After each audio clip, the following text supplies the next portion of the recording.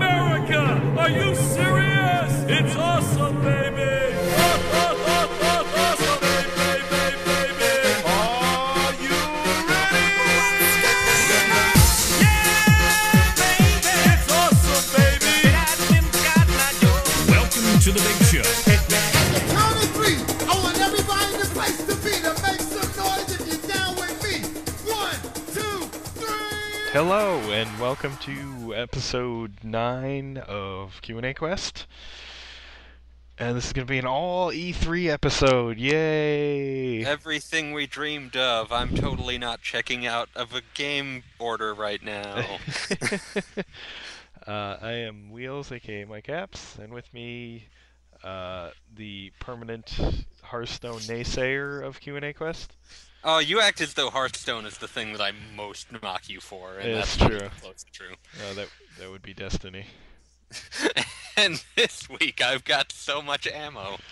But we'll get to that. One day.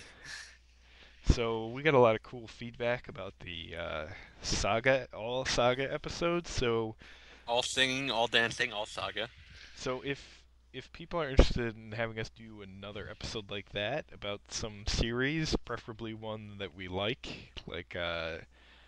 I don't think we'd get much out of an all Neptunia episode, for example. But if an all I can't do all Final Fantasy in one episode, but something like that. Let us know, and maybe we can do something like that again. Yeah. Yes, and also I think Mr. Baker was mad that we didn't do that the Saga episode with him. It would have been nice. Yeah, actually. Yeah, I didn't really think of doing it since it's kind of hard to plan, given the massive time difference. But But we are still sorry that he couldn't have been there. Yeah. Because well, maybe we can try and do a second version of that in the future. version 2, this time actually with someone that knows what Romancing Saga is. But anyway, let's just jump right into our first horribly depressing E3 related question and get it over Yeah, we looked at this one, we had to sort of just be sad. with. Yeah. This is from S. Smackdougal, however this is supposed to be pronounced. We're so bad at pronouncing these. Please That's start true. including a pronunciation guide if you feel like being kind. I'm just gonna go with Smackdougal because that sounds cool. That's a good name. That's probably not it, but whatever. Anyway, why does Square Enix hate Western Dragon Quest fans? Which obviously is because there was no Dragon Quest news outside of some trailers for Dragon Quest Heroes, which has already been announced for the West. Hey, Dragon Quest VI just came out on iOS and Android. It's not Yay. over. Hey, buy it, people. Please, buy it. You aren't even gonna buy it, and neither am I, because we don't play games like that on our phones. Yeah, I'm not gonna buy it. Also, 6 is pretty not that interesting. Yeah, 6. But moving on from Yeah, that, okay. the tragedy, the reason this made us sad is because, well, aside from the fact that I really wanted 7 or 8 to rear their heads at some point, was, I think it's a bit too early for 8, to be honest. yeah, but at the same time, I can still hope for things. Yeah. It's nice to want things. But the broader point is that Square Enix doesn't hate us. They're No. just aware that we're a very small market. Yeah. Obviously, Dragon Quest IX did really well in the West, but that doesn't necessarily mean the other ones are going to. But, none of the ones that weren't marketed by Nintendo sold a dime. And I don't think Monsters 2 sold out that well either. So That was weird that we got that at all. I think it's going to be like only certain main series titles that are going to be really well marketable here. Like I know Dragon Quest VII. It's a remake. It looks a lot nicer. I just It's such a labor-intensive localization. yeah. There's a lot of They issues. can't use that old localization for like a multitude of reasons. I think the one thing that may make, even though it's been a long time since it came out in Japan, I think the one thing that could make it a possibility for 7 is there's going to be an iOS/Android version, and if that's something they're going to want to bring out here, they're If gonna... it's based on the 3DS version, we might get the Yeah. 3DS version along with it as like a digital download. Right, because, if they're going to do it for one, then they have it available for the other, and then... That there's a defrays chance. the risk that comes with like trying to script that gargantuan. Yeah, If it's based on the PS1 version, then we're screwed. It's not happening. right. As for 8, like I said, I think it's a little too early for news. It would have been nice, I can dream, damn it. but that one seems more likely. They just used that same localization for the iOS version. And they can make tweaks to it to make Yeah. room for the additional content. They already have the voice actors called in for Heroes, so... But we already have a re-release of 8 to show that that's a possibility. So, we'll see on that one. But it's just kind of sorry. It is a bit just sad that it's been so long since we've gotten a main title in the series. I mean, 10 has been out for how long now? And I no believe it hint was a of- 2012 release. There seems to be no hint of a Western release, and with 14 doing so well, I don't think they'd really want to kind of Like, double dip in that like market. the problem Dragon Quest X was always going to have was that Dragon Quest name just isn't very strong here. Like, in Japan, it existed to make use of the Dragon Quest name in an MMO to get a revenue stream, and that didn't really work because, like, Dragon Quest is such a brand so strongly identified with nostalgia that people just immediately rejected the concept of Dragon Quest MMO, which is why it's, like, by far the worst-selling Dragon Quest in history. Yeah, so I think it's safe to say we're not going to see another Dragon Quest MMO anytime soon. Yeah, no. Or if they do, they're going to farm it out to someone else, and it's going to be explicitly labeled a spin-off. Yeah. They're not going to, give that number. So, unlikely to see that one here unless, I don't know. You never know. I'm not going to say never because MMOs last a long time. Usually, Well, we didn't get so. Phantasy Star Online too, and that one seemed like a slam dunk.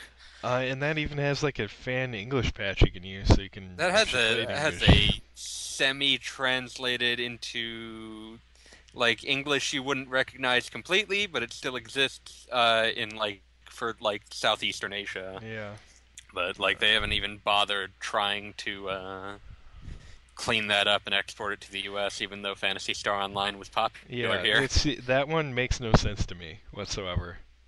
Like Dragon Quest stuff, I can understand, but that, why Sega? I don't get it. Because Sega is in hard financial times, they can't spend money. I guess. Didn't they just buy Index Corp? Always remember that Sega itself didn't buy it. Their parent Yeah. Pachinko company did, and they bought it so that they could just plaster Persona characters all over Pachinko machines. Yeah. But yeah, like I'd imagine that they have a lot of financial goals that they have to make good to their parent company, and their parent company is looking at them as like, okay, you're not really this video game thing you're doing. You're not doing it very well. That'd probably be a whole nother huge discussion just talking about Sega and their parent company that I think people often forget. Yeah, like you saw that in just the way that like Index Holdings, or more specifically, I don't think they bought all of Index. I think they just bought Atlas. Yeah, Because- I'm not sure. Because like Atlas was divested from Index and sold to them because Index was in a whole bunch of businesses that I Yeah. don't think. I think Aruze, or it's not Aruze. It was Sammy that bought them. Like they're in a whole number of businesses that like Index was in a whole number of businesses. They owned like an animation company and a whole bunch of other things that Sammy can't really make use of. Yeah. So. And I'm not really Whatever. So I'm not even really sure how that all spun out. So is Atlas part of Sega, or are they another like sub Legally, company? well, they're a sub company. They're like a something dream. Something is technically their holding company that they're part of. Yeah. So we're probably getting into a whole nother can of worms about Hey, if someone wants to subdivisions of participate on this and corporations. do a little bit of Wikipedia research. Yeah. Just send in that question. But yeah, the tragic thing is that like between the 7 of us, Dragon Quest fans can't make Dragon Quest profitable in the U.S. Yeah. And by consequence, not happening in Europe either. Yeah, so just all I can say is buy every Dragon Quest product that comes out. Encourage your friends to buy it. Buy Dragon Quest Heroes Going even to if you buy don't care. Dragon Quest Heroes, Yeah. even though I hate Muso games, because I have to give them the understanding that I will buy things that look like Dragon Quest. Yeah, I was pretty underwhelmed, and I ordered the special Square Enix store-only special edition. Just Because Yeah. Wheels is a turbo nerd. well, I think it's got like a plushy slime, so those are always fun. Yeah, I got one of those for pre-ordering Dragon Quest 6. That was the most value I got out of Dragon Quest 6. Well, I think we thankfully didn't get too depressed about Dragon Quest. No, mostly because we got beard stroking and Furious in Yes. turns. So But yeah, here's all I have to say about the current state of Dragon Quest in the West. I'm going to be pre-ordering the Japanese version of Dragon Quest VIII for 3DS. That's all I gotta say. moving on. Moving on.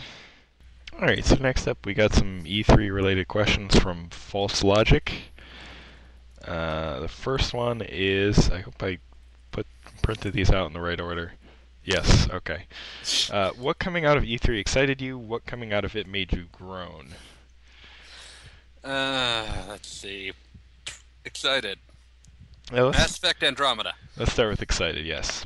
Mass Effect, yes. Wild West Mass Effect.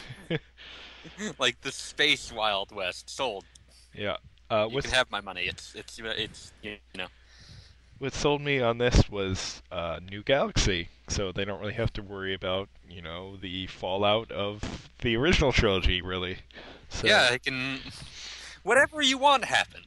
Yes. So that leaves them a lot of freedom, which I think is an awesome idea, and was And a also pleasant the space surprise. Wild West is a setting I am fond of. Yes.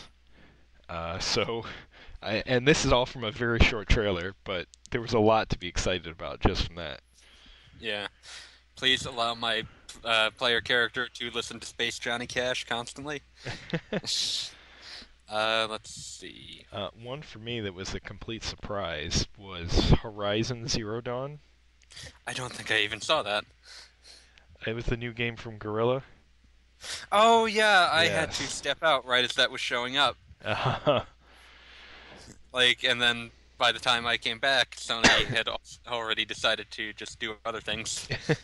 So that's the way they described it was post apocalypse.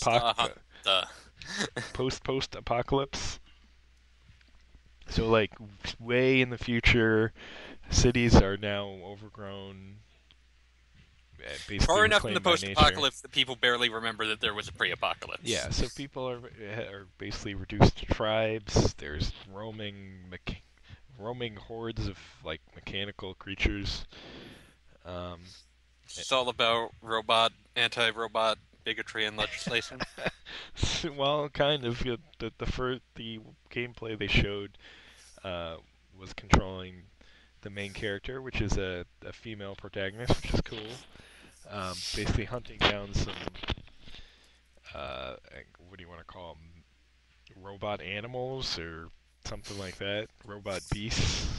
Basically, Turok the robot dinosaur hunter. That's a tragic thing. Don't bring back Turok. Yeah, alright, I'm not going to call it that. So, it's like robot monster hunter, there you go.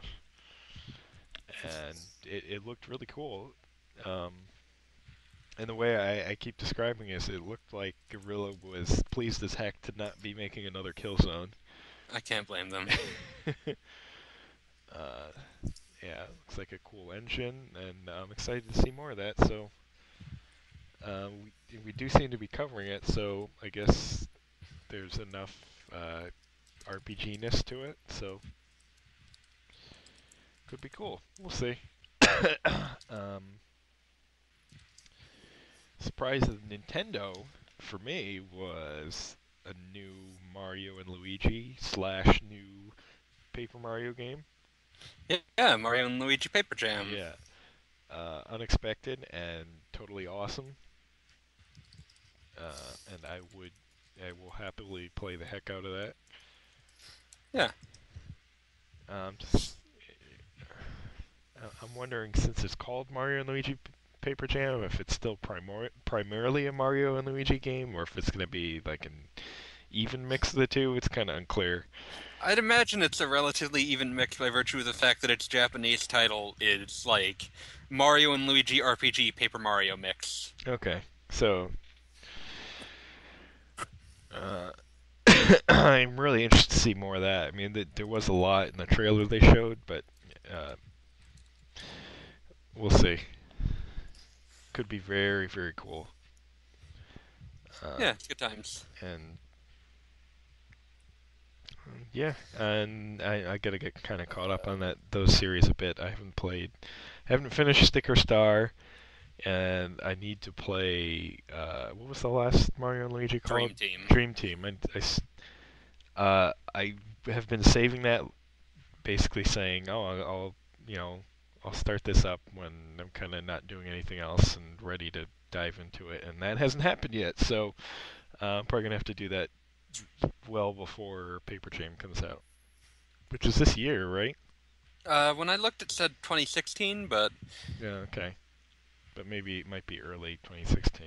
I would expect it's early 2016, just because that was the focus of Nintendo's stuff, with like things that come out by probably within the next fiscal year. Yeah.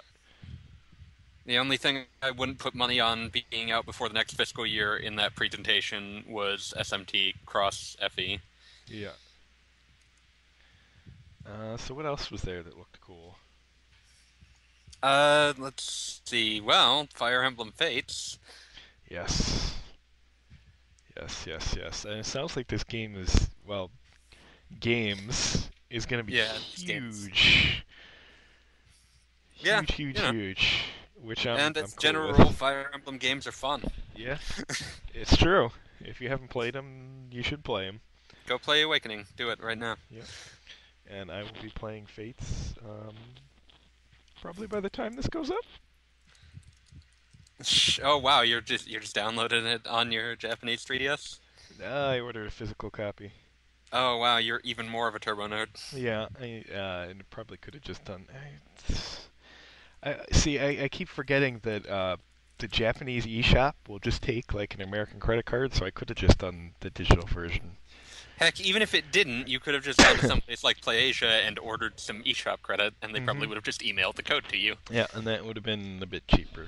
But anyway, I went with the harder version. I should point out that the yen is down now, so yeah. Ooh, good times. Good times then. As compared to the dollar, so it's actually fairly it's less expensive than it would be otherwise. Sweet. So yeah, I got the harder version of that. And Noir. Yeah. Known in America as Fire Emblem Fates Conquest. Yes. And of course, that's the story that interests me more, so that's probably the one I'll be grabbing first. Yeah, me too. Although I am interested in the one that's kind of like the more traditional Fire Emblem experience.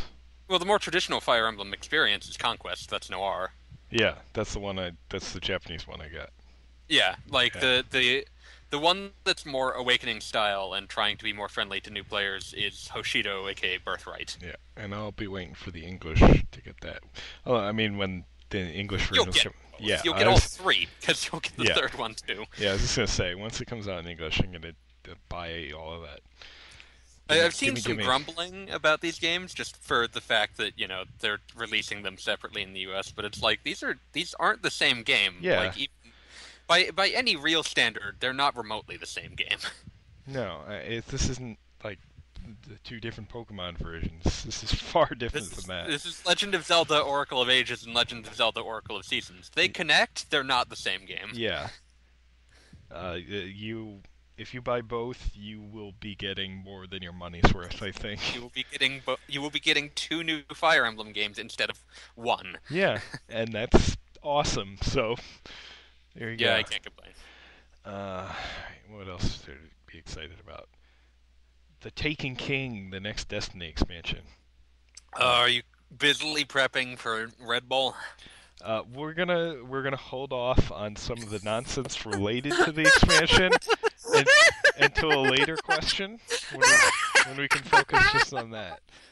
as far as the actual expansion itself, it looks awesome. They're finally adding the third subclasses, a new raid, which looks really cool, a new enemy type, so lots of cool stuff.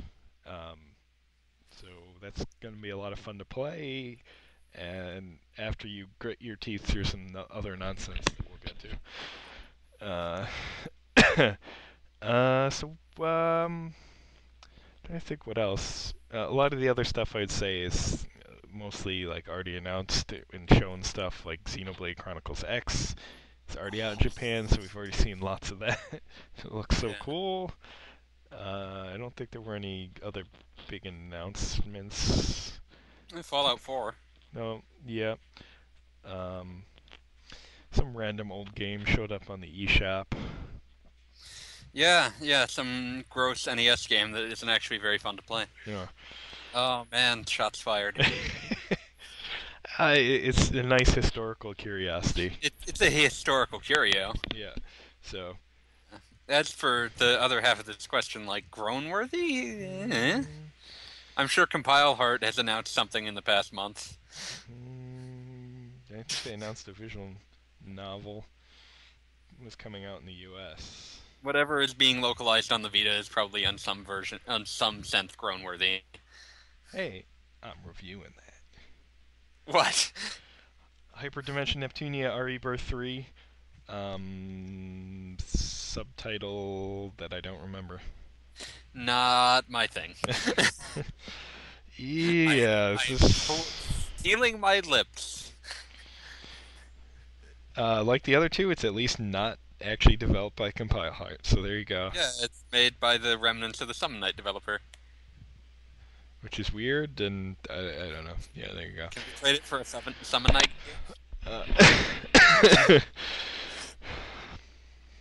Moving on. Grown-worthy.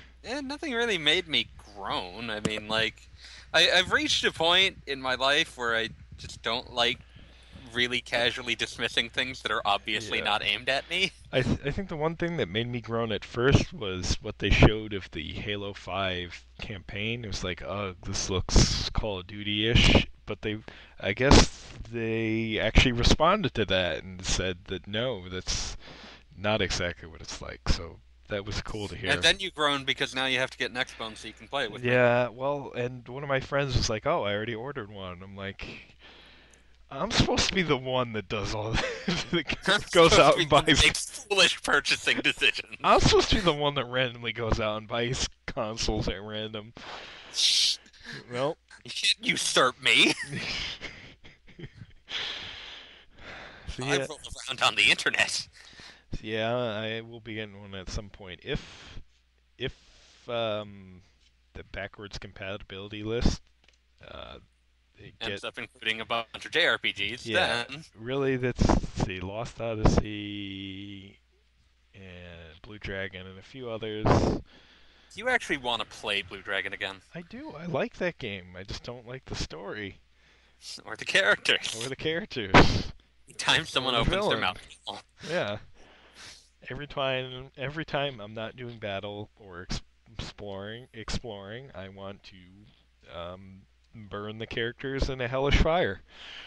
But moving on, like like Microsoft is actually taking, essentially like putting it to vote. What do you want to play? Which is seemingly influencing their decisions on what to prioritize for backwards compatibility. And all the JRPGs have a fairly large, several thousand vote groundswell. So. Yeah. So that's good. So hopefully those will get on there, and I can finally get rid of old 360. You piece of garbage. I can make jokes about Tales of Vesperia being playable on two consoles, neither of which is the PS3.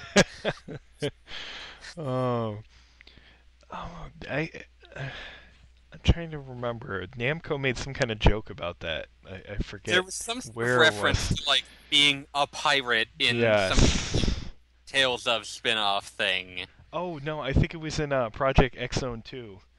Yeah, they make reference to like, oh, there was like some sort of pirate at some point. Yeah. Which, if you don't know, was an exclusive character to the PS3 version of Tales of Vesperia.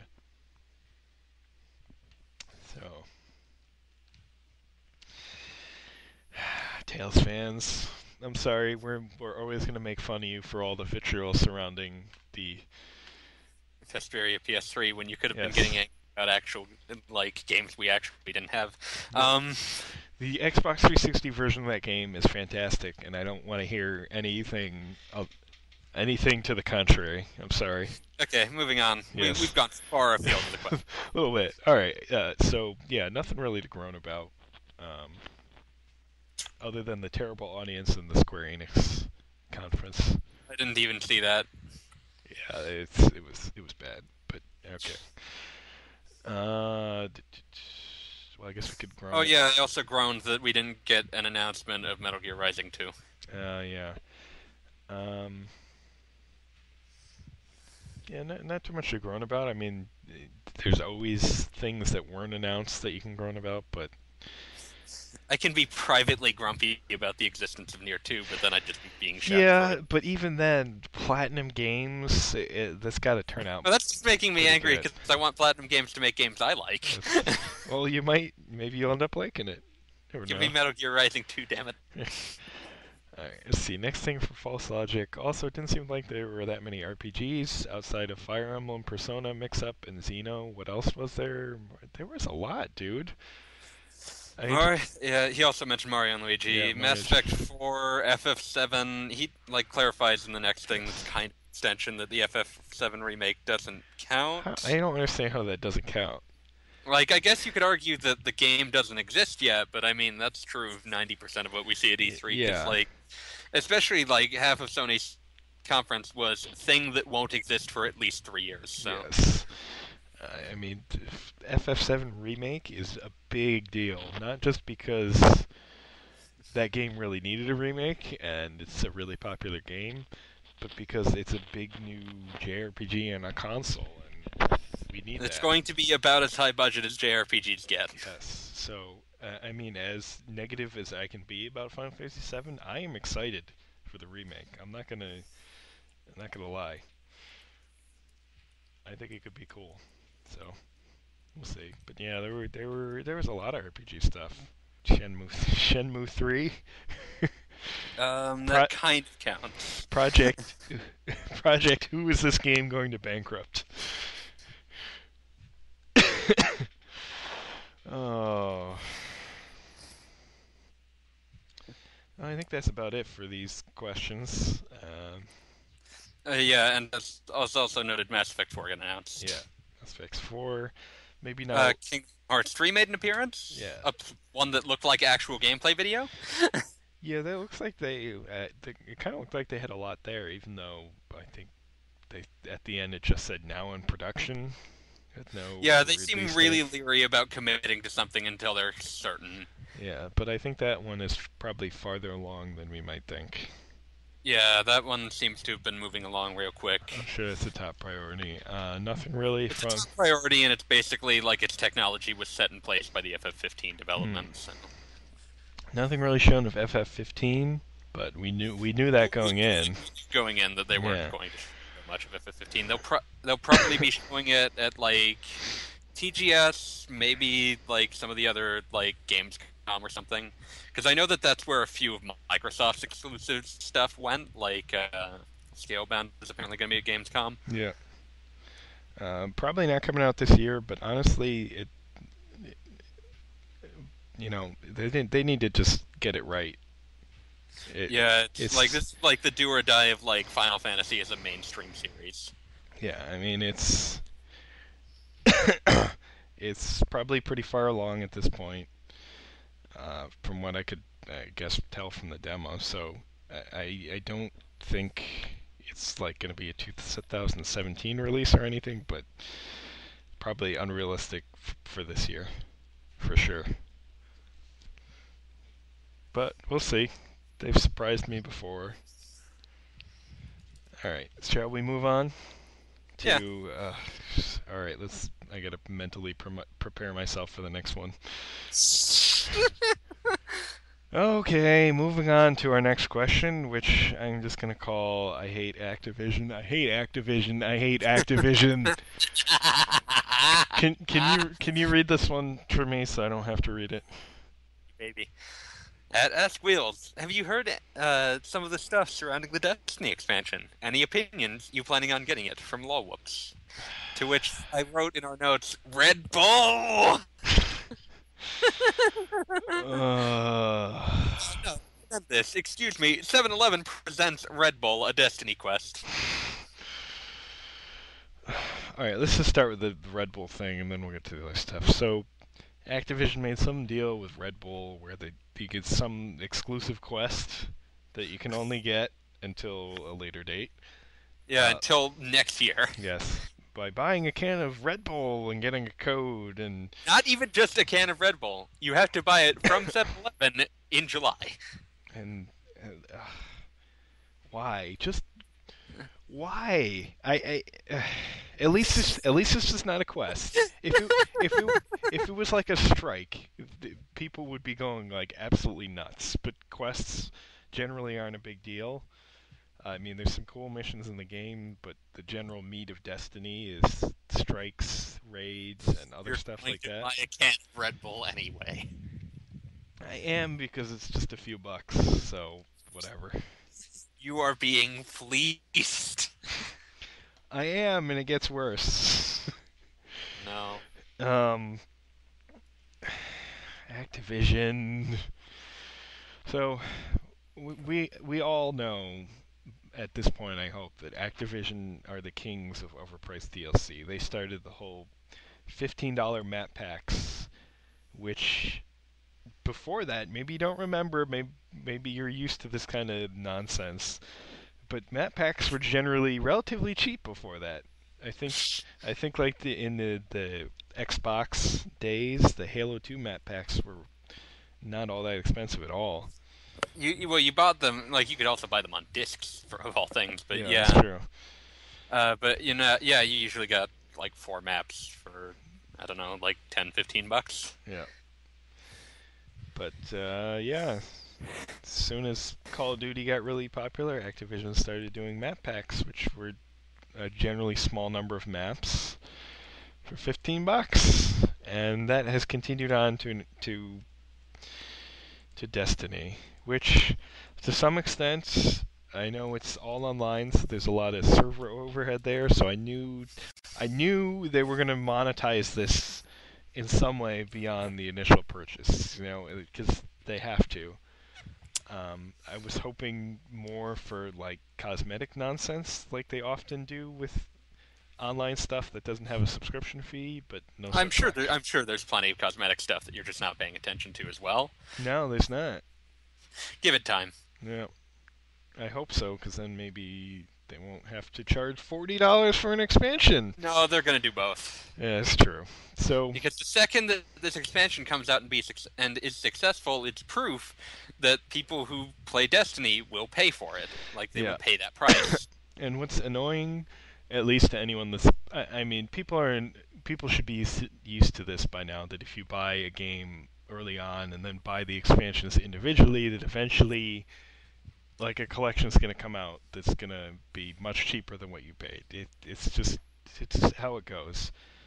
But it still just feels annoying that you'll be able to buy a brand new copy of Destiny for $60 that includes the new expansion and all the old expansions.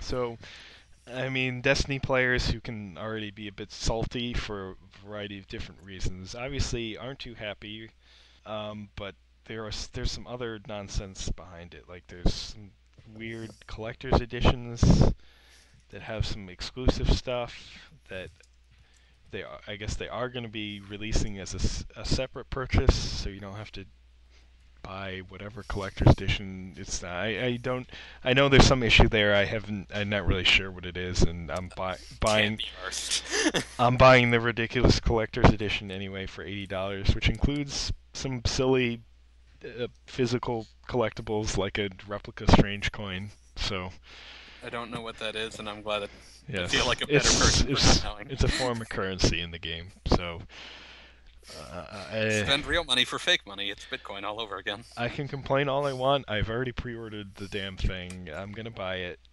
It's unfortunate, but Destiny's really good, and once this comes I'm out, gonna keep laughing at you. you'll be able to buy Destiny for the original $60 price and have all the content. They are doing some nice things. I don't want to make this sound all negative. They are doing some nice things for people who have played the game since the beginning. They're going to get some special stuff that will never be made available to anyone who hasn't played the game as long. And there's actually already a number of guns, none of which I've ever managed to get actually, that you actually can't get in the game anymore. Gone. Like they were too powerful, so they tweaked it. That's terrible. They tweaked it. It was so there's like some gun you can get that gets like random perks, and there was a combination of the two that was like ridiculously good that will never come up anymore. But they didn't. Anyone that already has it, Was allowed to keep it. They was allowed to keep it. Yeah. So, and I never got any of those because I didn't do the first raid until pretty recently, actually. So yeah, Activision. It's just the sad fact that if Activision controls a franchise that you like, you're gonna have to put up with some of this crap because this is just what they do. And I don't know what else to say about it. You know, they're not gonna change. I think they've shown that pretty clearly. So I don't know. They got me by the balls. I really love Destiny, and I really love making fun of you for your love of Destiny. I know. It's a really good game. That's all I can say. I'm very glad I'm not into it. Because I don't have the money for that. Yes. Well, can we move on to something else, please? Okay, let's move on. All right. Let's go talk about something that's not Activision. This is from J Scarp, which I think might actually be Jonathan something. Yeah. My brain is not working at the moment after Activision. After seeing E3, which console has a longer future, Wii U or Vita? So we can divide this into two concepts, which has a longer future and which has a more fruitful future. So like the Wii U, like Nintendo is clearly willing to push harder than Sony's willing to push the Vita, which only ever saw reference in the 2 or 3 games that are getting ported to it at Sony's press conference. But it also might have a successor, whereas Vita probably won't. Yeah. Oh, by the way, the J is actually Joshua, not Jonathan. My bad. Okay. Yeah, so I would definitely say the Vita is going to have a longer lifetime, but that's not necessarily an indication that it's a healthier console at the moment. Because it's going to have a long lifetime because Sony will not care enough to fix it. Exactly. To the point where like people can just keep releasing like random trash on it. And Falcom will probably keep pumping out games on it. Yeah, Falcom will put out an East in 2019. Yeah. But I think the good thing is Falcom, I think, seems to be moving into the Vita/PS4 for each release. Yeah, those are good though. Yeah. Yeah, the Wii U, I mean, we assume we're going to hear about their new console at some point. We're hearing about the NX, but they still won't tell us what kind of system it is. So yeah. It might be a Wii U successor, it might be a 3DS successor, and we won't be able to tell until we actually know what kind of system it is. Or maybe a mixture of the two. Yeah, like, there's all sorts of rumors about what it is, but we've heard tons of things that are true and tons of things that may very well not be true at all, because some of them conflict, so... We'll have to wait and see there. I mean, the Wii U is obviously already well past whatever the Vita has sold, so I think we can definitely say it's been the more successful console by far. They're still both running with like one leg chopped off. Yeah, the Wii U has multiple $1 million sellers. The Vita does not. It's just it's kind of weird to compare the two. as well. Yeah, because like one company's response to like they showcase the two distinct responses a company can have to something that's an initial, essentially abject failure. Yeah. Because like one of them, like Nintendo, when the Wii U started failing, just doubled down as hard as possible, and when the Vita started failing, Sony basically just left it for dead. Yeah. It's weird because it does fine in Japan. Like, it does fine. It mostly, like, what is your personal threshold for anime tits? That's basically what it is. Yeah, and there's some more quote-unquote mainstream, and I'm talking about the Japanese market here, successes like God Eater, I think. Yeah, did almost like the other 700K. thing is, what is your personal methadone of choice for your lack of Monster Hunter? Yes. That's pretty. I mean, That's most of the Vita ecosystem at this point. I'm sure they've tried to cultivate a lot of those Monster Hunter clones without developing themselves outside of Freedom Wars. Didn't they do development assistance on Soul Sacrifice in some fashion? Oh yeah, well yeah, that's right. I forgot about that. They published that. Yeah, like it's just like comparing the two isn't really worthwhile because the two companies took such a divergent approach on what to do with them. Yeah. And, like, are we talking about when's the last thing that's going to come out for either of them? Because I guarantee you it's basically going to be the Vita because it has no obvious successor. Yeah. Like, I'm basically putting money down on, like, Sony not making another handheld. I don't know why you would at this point. It's a hostile market. The 3DS pretty much has like the more hardcore crowd, and the 3DS like fought tooth and nail to carve out a niche for itself. Yeah, and it's a pretty big niche, and there isn't really room for another one. There's room for a dedicated handheld. Yeah, one. Yeah, that I think and the space is just smaller than it was before because phones. Yeah, basically basically mobile phones beat Sony to the part of the mobile games market they were looking to get, essentially. Yeah, it just didn't work out. And I know it kind of sucks because the Vita's a nice little console, but what are you gonna do? Just sometimes the wrong hardware comes out at the wrong time. Yeah. That's kind of I think that's kind of the thing for both of them. They both kind of came out at a bad time. Yeah, pretty much. Which is a shame because, they're both nice pieces of hardware that do things that their competitors don't. Yeah. And the Wii U faced completely unrealistic expectations based on the Wii, which was an absurd success. Yeah, an unrepeatable success in any real sense. Yeah. So, kind of sad little consoles. Although the Wii, I would say, has recovered a great deal. It's how like Nintendo has like tried so hard to save it that like the choices were either that they were going to die trying or that it was at least going to become a reasonable like niche thing. And they did a pretty good job. Yeah. Hey, I'm like Star Fox is one of my most anticipated games this year. Yeah. Thank you, Platinum. Bayonetta 2 was awesome. There's lots of cool games. I haven't actually played mine a lot recently, it's got a really good lineup.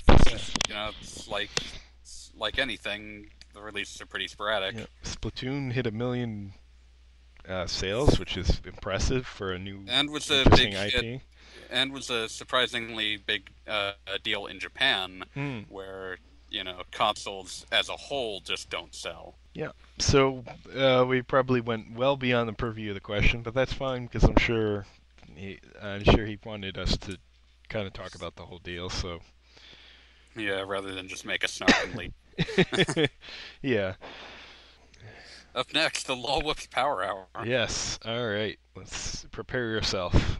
Prepare yourself for whoops. All right. Let's answer some Lol Whoops questions. Sorry, boss. I dropped your questions. Let's get moving. All right. First one. What's your top 3 most anticipated RPGs coming out at E3 this year? Why the hype? I'm going to restrict myself to things that appeared at E3. Okay. Like things that were announced at E3 or just appeared? appeared. Okay. I'm basically this is here to disqualify Persona 5 and FF15. Well, weren't they showing it on the show floor, Persona 5? Not that I'm aware of. If they were, I didn't hear anything about it. Oh, well, There was a new trailer that came out, but that was attached to Dancing All Night in Japan, and the US website was updated to clarify that it's coming out this year here. what's coming out this year? Persona 5? Persona 5. Like, it was clarified to have a 2015 release date in the US. Well, hot damn. Yeah, a little bit. All right. But But we're disqualifying those because they did not appear at E3. all right. So you're number 3 first. That's tough. Like, deciding what to drop in as number 3. Since it's so far off and we saw so little of it, Mass Effect Andromeda. I'm gonna go with Horizon Zero Dawn. Looks cool, new IP. Maybe Guerrilla can actually make something that's fun to play. Ooh, shots fired. Might not be an RPG, but close enough, so I'm gonna use that. And yeah, the Killzone games, I tried to like them, and the only one I did end up liking a fair deal was the one not developed by Guerrilla Games. So there you Oops, go. funny Whoops. But weren't you satisfied with their other classic, Shock Nam 67? Never played it. Not Yeah, interested. Don't play it. Number 2. I didn't even talk about Mass Effect Andromeda, but then again, we just talked about Oh it. yeah. Do you want to talk about it some more, or?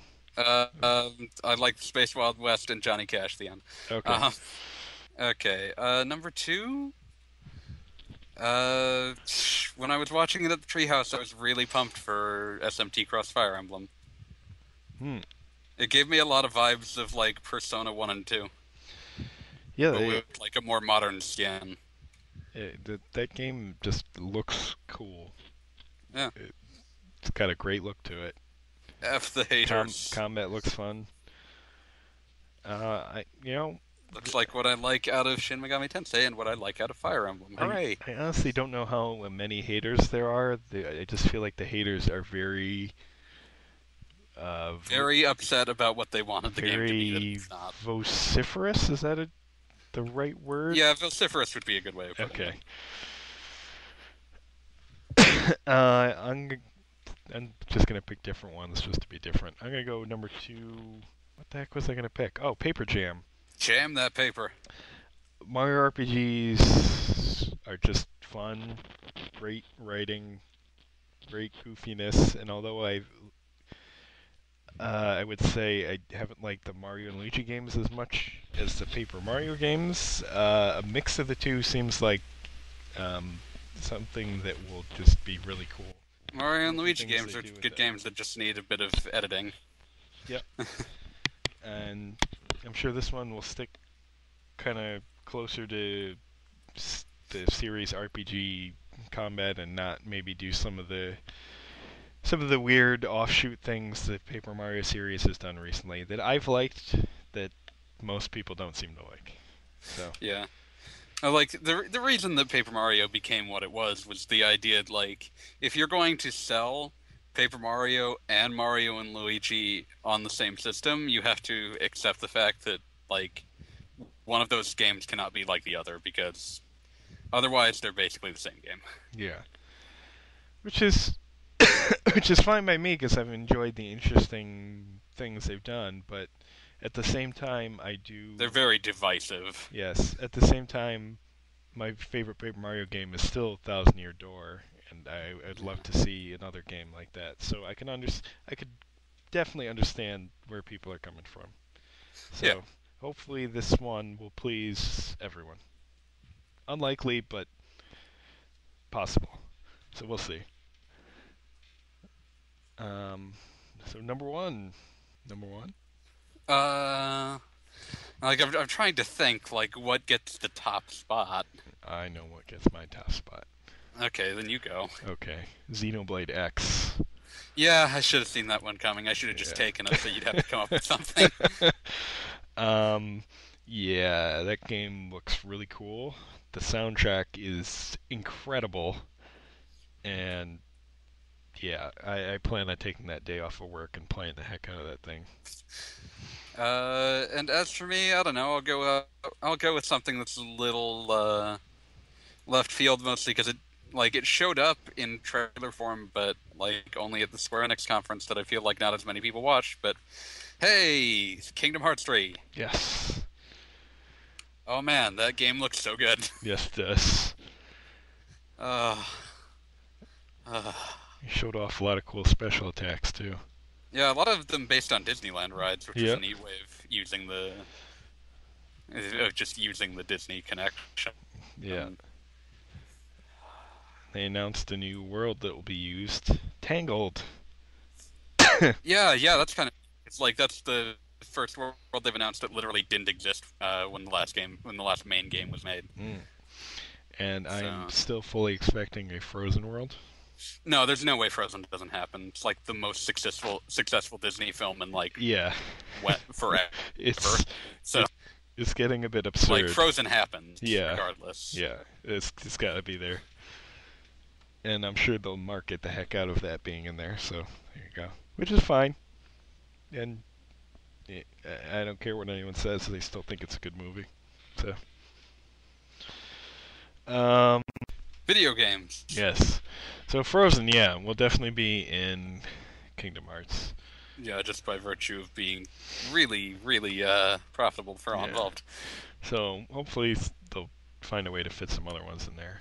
Go full meta, and put in Wreck-It Ralph. Yes, that would be weird and awesome. Also, Star Wars. Just do it. You know Yes. you want to. Oh my god, and they could do Marvel. Oh my god. They could do Star Wars and Marvel. Starvel. That's unlikely, but would be awesome. I would expect one, if not the other. Yeah. So I noticed neither of us put Fire Emblem there. Interesting.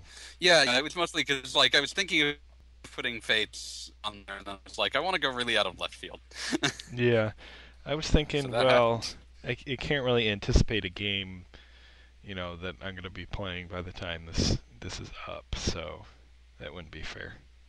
Just trying to rub in that I'm going to be playing this game while you all are listening to this.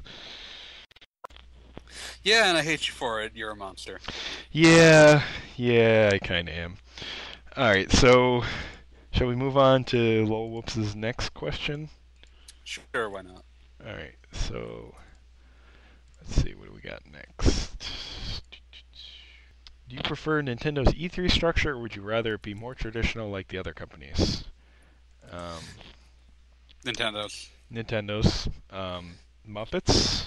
Yeah, Muppets are great. Muppets are Reggie's awesome. terrifying sloping Muppet brow. Yes. Beyond that, like, regardless of how many surprises Microsoft or Sony ends up having, they almost always waste a lot of my time just sort of not doing much. Yeah, and there's always the unpredictability of doing live demos where things Hey, can go saw what wrong. happened to Uncharted 4. Yeah. That ended so well. Whoops. Hey guys, Beyond that, here's this game you really were anticipating seeing. also my controller's not working. Yeah. But moving beyond that, like just also on some level, like there was a lot of irritation that Nintendo didn't have a lot of surprises this year, but at the same time, I also appreciated the fact that they seemed intent on showing me things I will be able to play before next E3, Yeah. which didn't seem to be that much of a priority for anyone else. Did they actually show anything that wasn't going to be out before next E3? Gene Ibunoku SMT Crossfire Emblem might not be. Yeah. But I think that's about it, right? Yeah, everything else seemed to be 2015, and if not that, like the handful of exceptions were seemingly early 2016. So. Yeah. I mean, there were some new games that were like, hey, you're going to play this year. Like, hey, Yeah. you're going to play Star Fox this year. Yeah, How cool like is that? Ubisoft announced it last year, but like we're actually showing it. Like now that you can actually see it, it's out soon. That means a lot to me. Yeah. So, and Or even that weird Metroid spin-off. Yeah, screw the haters. I'm interested in playing that. yeah, me too. So, yeah, I'd say all Nintendo, and they showed a lot more gameplay than the other companies did. It just works. Yeah, like I appreciate how like snappy they tend to be. Yeah, I mean, it really is just everything most gamers are looking for to see from the show. So, yeah, I know. I like the only thing I miss out on are things that I only don't actually want. Like, oh, haha, I can make fun of how awkward this presenter was presenting live when they clearly weren't really wanting to do that or really experienced with doing it. Yeah. I didn't get to see like someone come out dressed in a Mario costume and embarrass themselves. But we did get awesome Muppets. Yeah, those Muppets just dancing might be the highlight of E3 as a whole. Yeah. Oh my gosh, they were somehow adorable and also completely terrifying. It's true. Like, their whole event just felt like it had a lot more general love for video games. It was less like it was trying to dazzle you, and it was more like, hey, look at these, they're coming out soon, you should be excited. Yeah, exactly. So, yeah, so Nintendo. Thank you, Nintendo. And you showed me things that, like, I might be excited about the FF7 remake, but I also know that realistically, I'm not going to play that for 3 years. Yeah. At least. Well, shall we move on to the next question? I think our answer to that one is pretty clear. Yeah.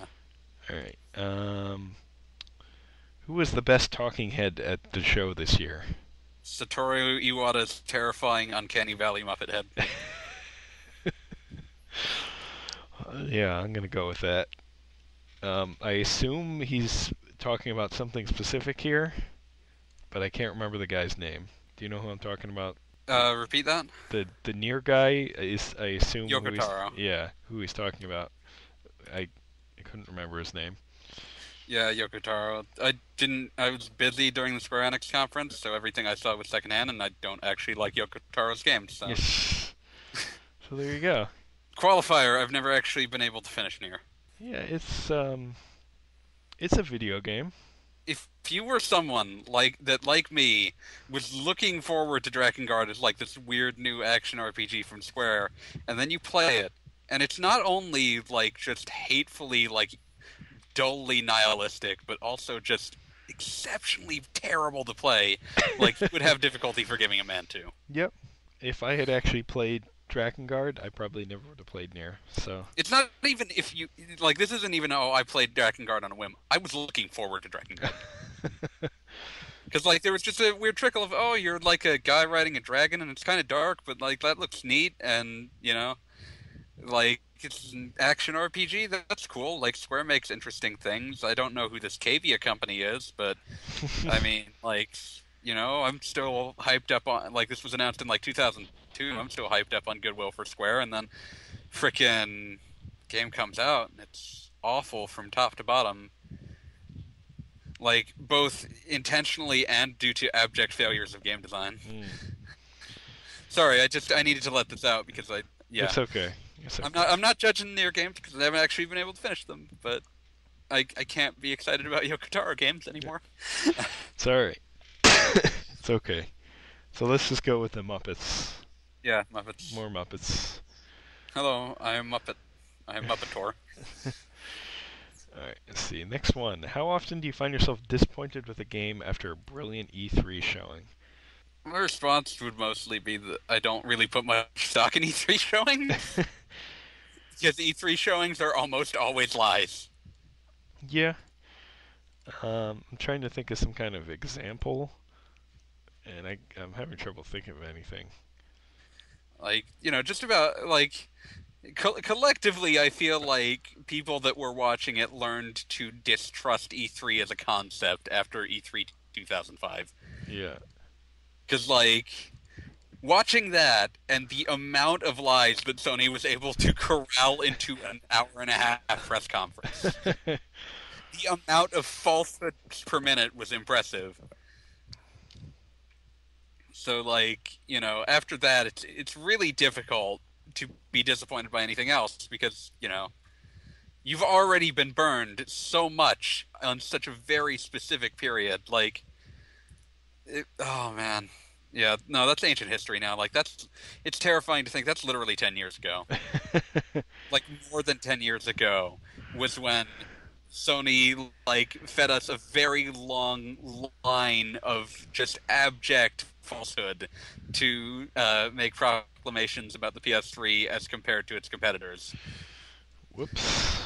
In retrospect, half the reason the E3 2006 conference was so infamous was because it was the entire year's worth of carefully constructed stage managing of what people were supposed to think the PS3 was, finally collapsing like a dying star. Oh, Sony.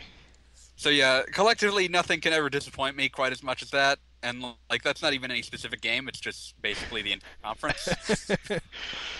I think the only thing I could think of would be Uncharted 3. Not that I was incredibly disappointed in Uncharted 3, it just was wasn't the best single player campaign, so and it looked really It's generally considered a downturn from yeah, player. And it certainly I would say showed pretty well at E3 from what I can remember. Yeah, Uncharted games are games that just demo well. Yeah. Take a vertical slice of that, and then oh, that's exciting, and it looks like an Indiana Jones scene. Yeah, so unless something gets a severe technical snafu, hello Uncharted 4, the demo's going to go over pretty well. So I think that would be the best example I can think of.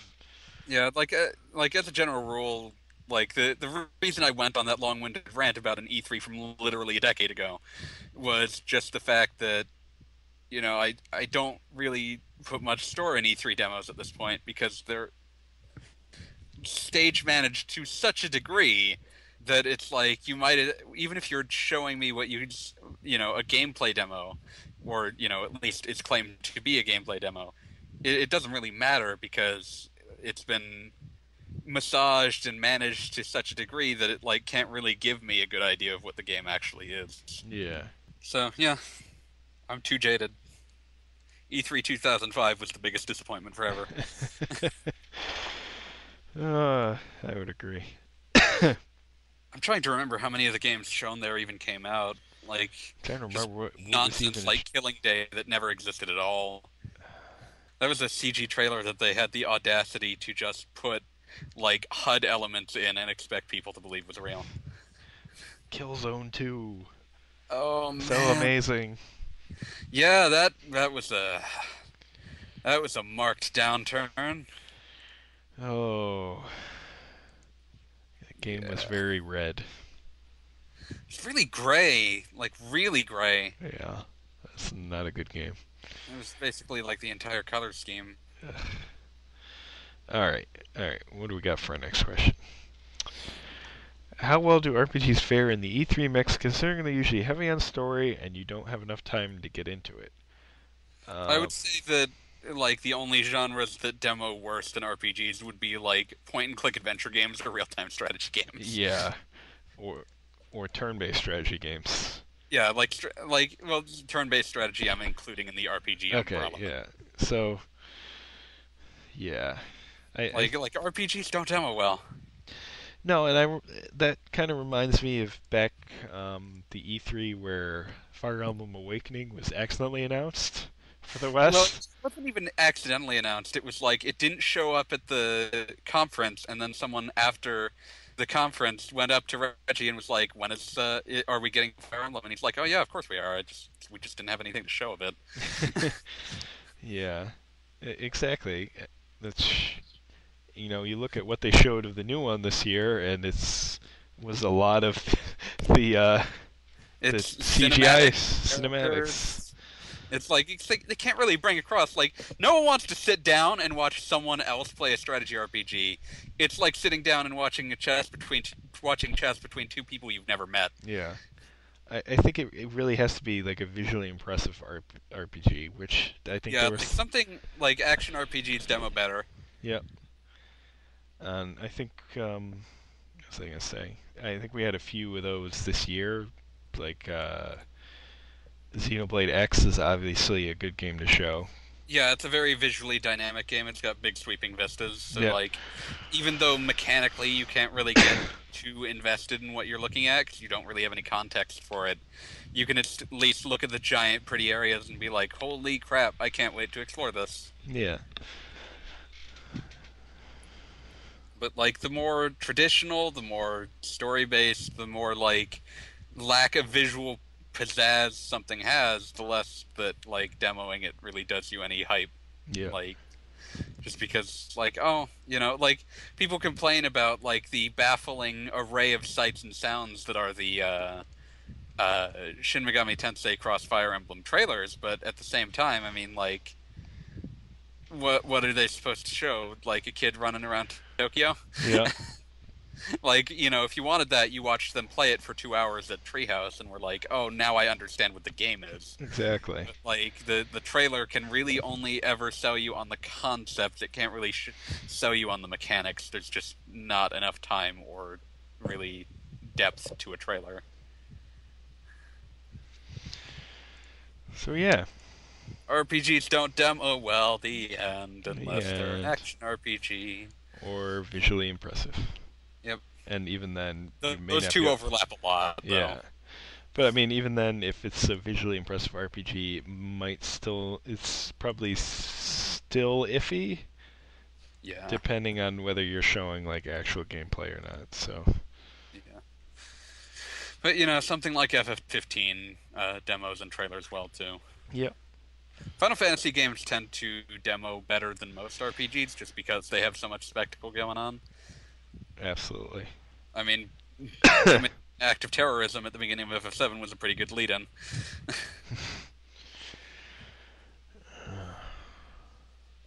All right. So, anything else on that one? No, we pretty much covered it 6 ways from Sunday. Okay. Let's see. How long should an E3 demo be? Should it be all action, or is it better to mix in story? All cutscenes or gameplay? Well, if it's all cutscenes, it's a trailer. Yeah.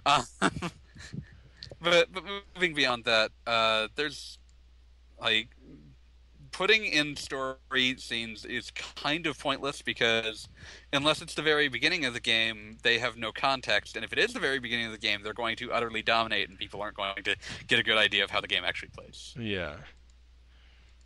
So as a general rule, like, probably just do something primarily gameplay focused. Yep. And I think a lot of times, even... What was I going to say? Sometimes even gameplay might not even demo that well. Yeah, like, that's the thing. It's like any genre that, like, is a lot of layering mechanics or long-term progression on top of each other doesn't demo well. Yeah. Metroidvanias don't demo well. No. RPGs don't demo well.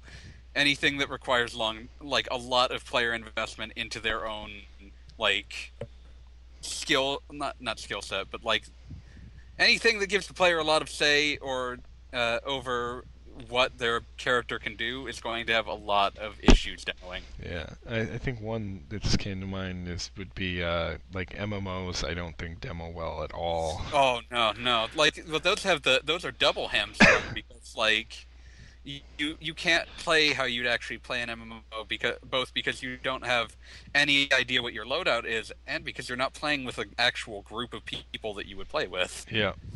Like, there is no way to demo an MMO in a way that gives you a truly representative experience in any fashion. Yeah. Like, you won't even get an idea of what the lag is like. Or, like, you know, how the game sets up parties, or, you know, any of that. Like, it is the undemonstratable concept. You just have to wait until the game's out, and then your friend tells you, hey, this is fun, play it with me. The only way I've ever been dragged into MMOs. But, yeah, so that's kind of it. Like, I would say lean towards action because a lot of story that people have no context for is not that interesting. Yep. And if you really just want to show off cutscenes, just cut together a decent trailer that shows a lot of exciting things happening. Yep.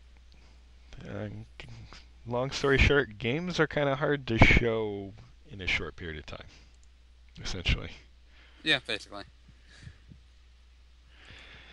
Alright, what do we got next?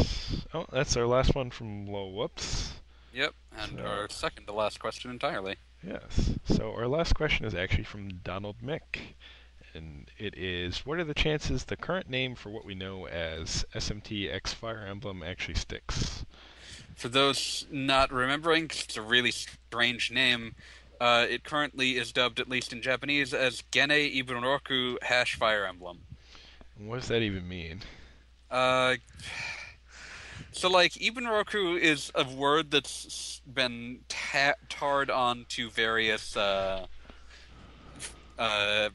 SMT spin-offs in Japan in the past, where, like, for example, Persona 1 was called Megami Ibunroku. Megami Ibunroku Persona. I'm trying to look up a decent translation of what that means. It's something, Revelation of the Illusion. Revelation of the Illusion. Interesting. It's weird. It's a weird name. That I would say that there's no chance it launches with that name in America. But then again, I also figured that if someone ever went off to localize Bravely Default, that the first thing they would do is change its terrible, terrible, terrible name. That did not happen. Yeah, somehow we're staring down the barrel of Bravely Second End Layer, which is like the worst title I've heard since Yanya Kabbalista featuring Gawu. No, that can't be real. I don't believe you. That's the Japanese title of the just as insanely titled Yanya Kabbalista City Skater. Okay. So, yeah. And when they first announced it in America, it was under the title Yanya Kabbalista featuring Gawu. Did that sell to anyone or anything? It was a weird, niche, cel-shaded skateboarding game. I'm deeply confused by this. I remember an old issue of the U.S. official PlayStation magazine that was talking about them debating about worse titles than Yanya Kabbalista featuring Gawu. And they were like, the best we could come up with was Filibuster Shanty featuring Gru the Wanderer. But we came to the conclusion that might still be better because it at least conjured up some idea of what kind of game it might be. Oh. As for Gene Bunroku, it'll probably still have Japanese in the title because, like, you know, it's still a very Japanese game, and I mean, like, Atlas has gone pretty far selling Shin Megami Tensei games in America with super title Shin Megami Tensei. Yeah, so... But I would expect it to more explicitly attempt to parallel Shin Megami Tensei and Fire Emblem when it releases in America. Makes sense, although... Bearing in mind that Fire Emblem-related titles have been announced with their Japanese titles in the West and had their titles changed anyway just this year. It's true, but let us also not forget that the company that released Bravely Default as Bravely Default in the West was Nintendo. Yeah, Bravely Default, Where the Fairy Flies. That's another one of those names where it's like, the problem with this name isn't just that it's a painfully awkward English construction that, like, no one has ever used. It's also that, like, it's also just that it doesn't, conjure any sort of mental image as to what the hell you're talking about.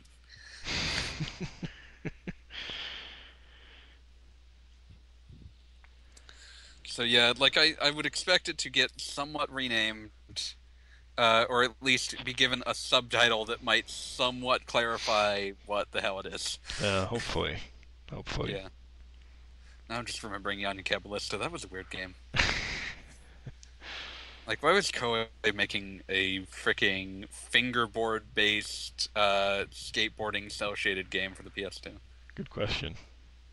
But moving on. Yes. Moving on. I don't think we have any more questions. Yeah. The end. The end. You know? So, yes. Weird things are named weird. Any final thoughts about this E3?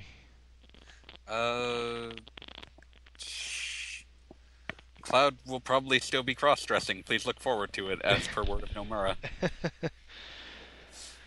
There were a lot of good games. I'm glad that consoles might finally start getting mod support in Bethesda games. Yeah, that's pretty cool.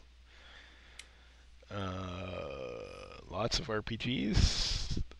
RPGs. We basically never even touched Fallout 4. Yeah, but I mean, I think we all know what to expect at this point, so probably the one we need to talk about the least.